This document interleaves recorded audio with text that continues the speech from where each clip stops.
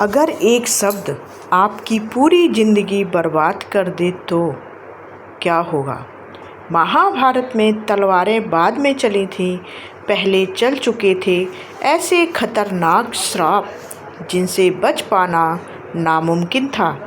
एक श्राप जिसने महावीर को कमज़ोर बना दिया, एक श्राप जिसने पूरी दुनिया की सोच बदल दी, और एक श्राप जिसने भगवान तक का वंश खत्म कर दिया। ये कोई कहानी नहीं है, ये वो सच्चाई है जिसने महाभारत का अंजाम तय किया। आखिर कौन थे वो लोग और क्या थे वो 3 भयानक श्राप। आज की इस पूरी जानकारी में हम जानेंगे उन लोगों के बारे में और उन 3 भयानक श्राप के बारे में। तो कहानी को, जानकारी को पूरा अंत तक ज़रूर देखिएगा। पूरी जानकारी आपको तभी पता चलेगी। महाभारत की कथा जितनी वीरता, धर्म और युद्ध की है, उतनी ही यह अदृश्य शक्तियों, कर्मों और श्रापों की भी कहानी है। यह केवल तलवारों की टकराहट नहीं थी, बल्कि शब्दों की ऐसी शक्ति का उदाहरण भी थी जिसने राजाओं, योद्धाओं और पूरे वंशों की नियति तय कर दी। कुरुक्षेत्र का युद्ध अचानक नहीं हुआ था, बल्कि यह उन घटनाओं का परिणाम था जो वर्षों पहले बोई गई थी, और उनमें सबसे गहरा असर उन श्रापों का था जो समय के साथ साथ फलित होते गए। ये श्राप किसी साधारण क्रोध के परिणाम नहीं थे, बल्कि वे दर्द, विश्वासघात, अन्याय और अधर्म की प्रतिक्रिया थे, जिन्होंने धीरे धीरे एक ऐसी स्थिति बनाई जहां विनाश अपरिहार्य हो गया। जब हम कर्ण की बात करते हैं तो वह केवल एक योद्धा नहीं, बल्कि एक ऐसी त्रासदी का प्रतीक है जिसे जन्म से ही अस्वीकार किया गया है। उसकी पूरी जिंदगी संघर्ष, अपमान और पहचान की खोज में बीतती गई। वह सूर्य पुत्र था, परंतु उसे सूत पुत्र कहा गया। वह सबसे योग्य था, फिर भी उसे बार बार ठुकराया गया। उसके भीतर एक आग थी, खुद को साबित करने की। इसी आग ने उसे उस मार्ग पर चलने के लिए प्रेरित किया जहां उसे झूठ का सहारा लेना पड़ा। उसने ब्राह्मण बनकर शिक्षा प्राप्त की, क्योंकि समाज ने उसे उसका अधिकार नहीं दिया। लेकिन यही झूठ उसके जीवन का सबसे बड़ा अभिशाप बन गया। जब उसके गुरु को सच्चाई का पता चला तो उनका क्रोध केवल एक व्यक्ति पर नहीं, बल्कि उस व्यवस्था पर भी था जिसने कर्ण को यह रास्ता अपनाने पर मजबूर किया। उन्होंने जो श्राप दिया वह केवल एक वाक्य नहीं था, वह कर्ण की पूरी नियति का निर्णय था। युद्ध के उस निर्णायक क्षण में जब हर चीज़ उसके पक्ष में हो सकती थी, वही ज्ञान, वही शक्ति, वही अस्त्र उसे धोखा दे गए। यह केवल युद्ध की हार नहीं थी, यह उस व्यक्ति की हार थी जिसने जीवन भर अन्याय सहा और अंत में भाग्य के आगे हार गया। कर्ण के जीवन में एक और श्राप भी जुड़ा हुआ था, जो उसकी नियति को और भी जटिल बना देता है।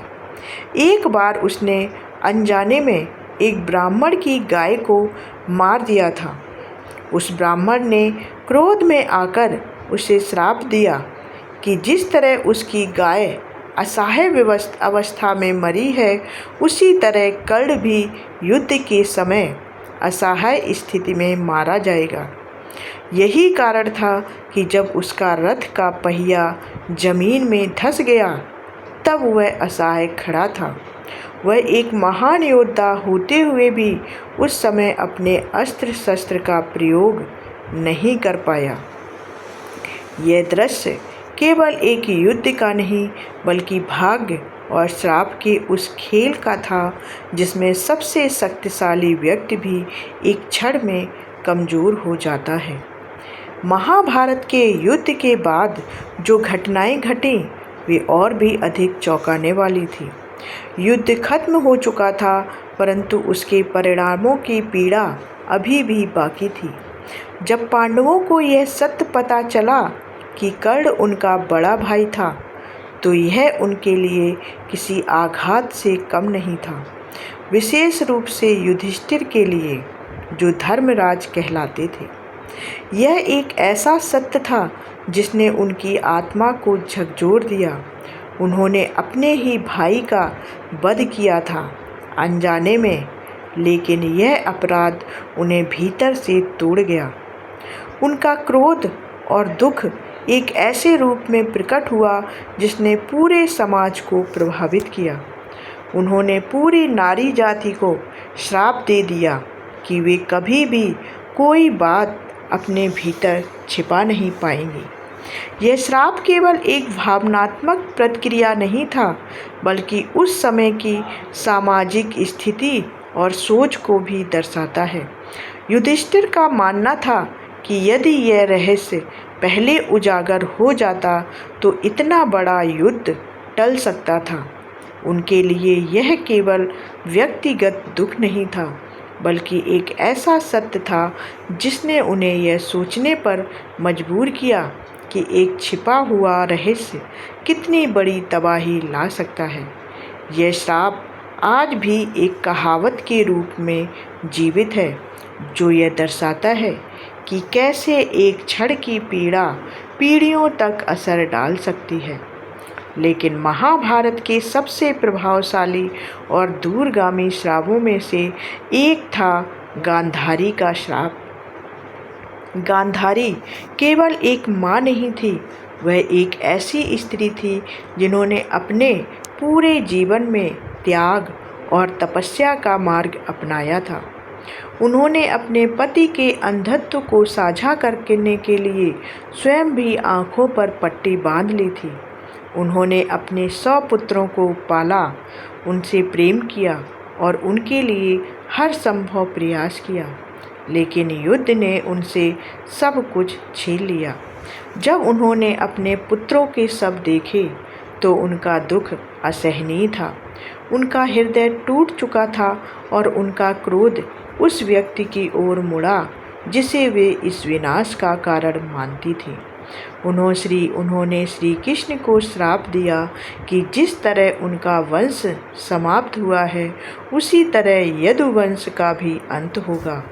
यह श्राप केवल एक भविष्यवाणी नहीं था, बल्कि एक ऐसा सत्य था जो समय के साथ पूरा हुआ।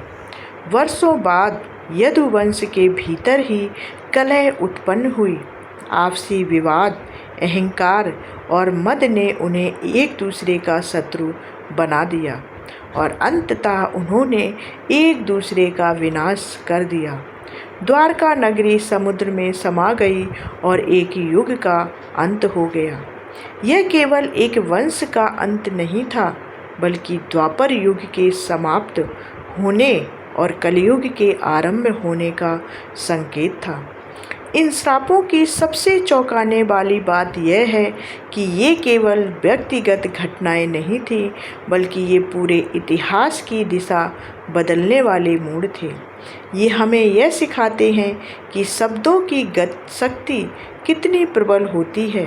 एक क्षण का क्रोध, एक पल का निर्णय, एक वाक्य, यह सब मिलकर ऐसी घटनाओं को जन्म दे सकते हैं जो सदियों तक प्रभाव डालती हैं।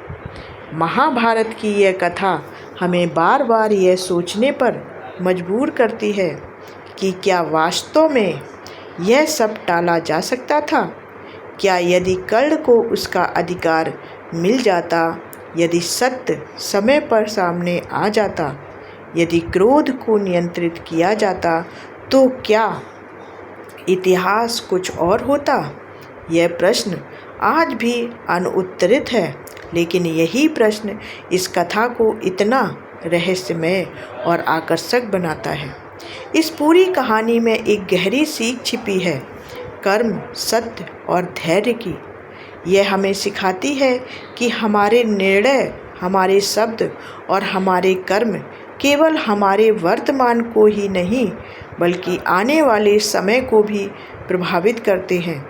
महाभारत के ये श्राप केवल अतीत की घटनाएं नहीं हैं, बल्कि वे आज भी हमें चेतावनी देते हैं कि हमें अपने शब्दों और कर्मों के प्रति सजग रहना चाहिए, क्योंकि एक छोटी सी चूक भी बहुत बड़ा परिणाम ला सकती है।